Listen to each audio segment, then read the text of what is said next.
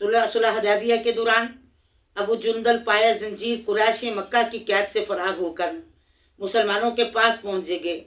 ابو جندل نے اپنے زخم دکھا دکھا کر اپنا دکھڑا پیارے پیغمبر کو سنایا اور التجا کی کہ آپ ایسے کافروں کے حوالے اب نہ کیجیے گا۔ اس وقت تمام مسلمانوں کے جذبات یہ تھے، خواہ کچھ بھی ہو ابو جندل اب کافروں کے حوالے نہیں کیا جائے گا۔ لیکن آپ صلی اللہ علیہ وسلم محض ایفائے عہد کی خاطر ابو جندل کافروں کے سفیر سہیل بن عمر جو ابو جندل کا باپ تھا اس کے حوالے کر دیا۔ ابو جندل کو صبر کی تلقین فرمائی۔ اللہ تعالیٰ نے تمہارے لیے انشاءاللہ کوئی راہ نکال دے گا۔ والموفون بعہدہم اذا عاہدوا، اور پورا کرنے والے اپنے وعدے کو جب وہ عہد کریں۔